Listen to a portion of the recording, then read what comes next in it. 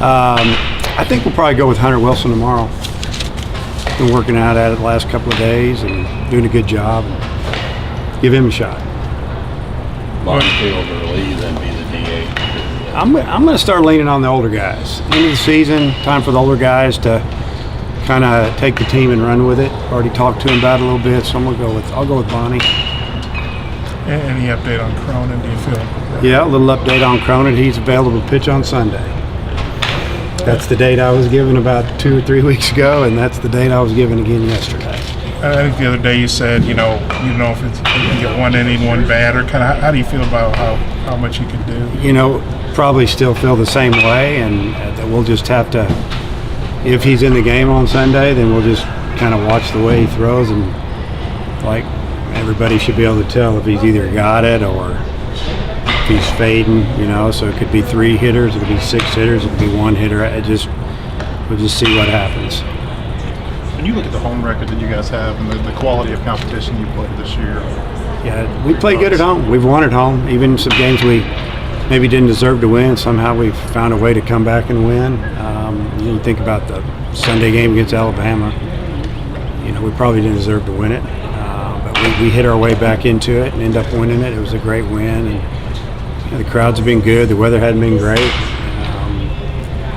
I think if we would have had a better temperatures this spring, then we might have set some records here with attendance. But the crowds when they're here, they've helped us. There's familiarity of being in your own locker room, your own bed, but it seems like there's probably some familiarity knowing your field. Yeah, I mean it all plays into it, but it's we're talking about home field right now. We've done well. We need to do better on the road, obviously, and we have one more road series that we can prove ourselves against one of the best teams in the country. So just try to get through Friday and this weekend, and then we'll start getting after that. The guys are done with finals. You can just tell by talking to them down there, and they're just so relieved that they're just ready to focus in on baseball for the next hopefully 6-7 weeks. So we'll see. You touched on this the other day too, but how good is it to just have it strictly baseball now? Well, it's just it's a different feel. These guys, example, we're practicing at 11 o'clock. We got early work. They're all here. Some of them have already lifted weights this morning because there was some time slots there, and it just frees them up, mentally, and they don't have to worry, and just kind of almost like going back to being a kid again in the summer. You're kind of carefree, and let's go play ball. I guess you're honoring the seniors on Saturday. Yeah, seniors. What's that like for you as a coach? How emotional is that for you? Well, it's just gratifying more than anything because these kids are graduating, and whether they play another day of baseball when the season's over, they got what they came here to do. And even though when some of these guys first get here, they're thinking, I'll play three years and sign a pro contract, and we want them to all want to play pro ball and hopefully play in the big leagues, but realistically the percentages aren't with them there, and they need to get that degree, and we're always talking about it and how it opens up a lot of doors. So just proud of them, and looking forward to the next batch graduating. There's a couple that'll graduate in the summer. There's many more that are going to graduate next year. We look at Bonfield and Shaddy, 4- and 5-year seniors. What have they meant to this program? Well, you look at those guys and you start thinking about how many games they've been involved in and all the travel and the trips, and just been around, been through a lot of good players. There's a lot of wins there. Those guys have, they're probably, 160 wins, somewhere in there, maybe a little less, hopefully a little more. That's a lot of wins for this level for individuals. I guess you picked Arkansas or A&M back in the day.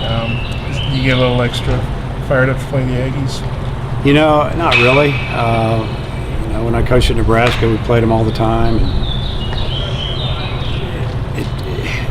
I don't like I say it every year. I really don't like coaching against Rob and Will and Justin. I have a lot of those two assistants played for me at Nebraska and helped us get to Omaha 2 years in a row. So it's just really it's business. It's business when we play them. We just play. So I don't get any more fired up really about any team. I just want to hopefully win a series and move on. To be honest with you. Even they coached for you or played for you. You see any similarities between the teams when you play them every year? Yeah, I see similarities. Yeah, I mean they think they've got me figured out too. So you know, you'll see them pitch out certain times because maybe there's a tendency to hit and run on those counts over the years, and so usually I won't, and just to see if they will. And there's a lot of that going on, but you know, bottom line, I think we just know each other pretty good. It's like anybody else, and when you're around, we kind of learn how they do things. And but you know, the players change, and you know, some years you got a team that can run, some years you got a team that can pitch, hit. A lot of times you don't have them that can do it all, so you coach the teams a little bit differently.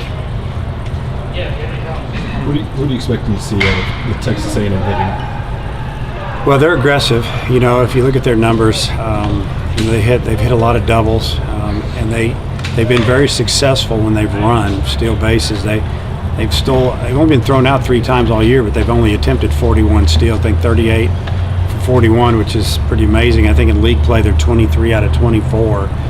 So they just pick and choose their times, and that's kind of the way we do it. We're not a big speed team. That's not our emphasis. Try not to run ourselves out of a big inning or a chance to hit a 2-run homer. But we run in the right counts, and they'll lay down a bunt or two. They've got some guys that can bunt. You know, I don't know. You know, just watching them on TV, watching them on video, they have a really strong pitching staff, and it's very deep. You know, their team ERA is the best in the league. Everybody thinks Florida is so deep, but I think A&M has the deepest pitching staff. 3 good starters. They pitched Kolick on Sunday, and last year he was their Friday starter. You know, Kilkenny will go the first game, the lefty will go the second game, and you know, they've got 2 or 3 top relievers. They kept the left-handed reliever that's now a senior, turned down the draft and came back. So, you know, they're the team. If they get you, you know, they feel like if they can keep it close or tied or have a lead going into the 6th or 7th, they feel pretty good about their chances. I guess as far as your rotation goes, Blaine and Casey, and then Sunday TBA, or? No, we've announced Campbell, I think. Okay. As far as I remember, you know, because we have flipped and flopped it a lot, you know, TBA, but Campbell threw really good for about 3.5, 4 innings last weekend, and then, you know, they got a little rally going at the end of the order. I think they had a leadoff single by the 8-hole hitter, 9-hole hitter, and had to go through those guys. I think it might have been the 3rd time, and they got him. So, you know, it'll be a situation, and depending on where we're at with our pitching, you know, you know, just a lot of things. You know, we might have a little shorter leash on Campbell if we have pitching available. All good? Cool.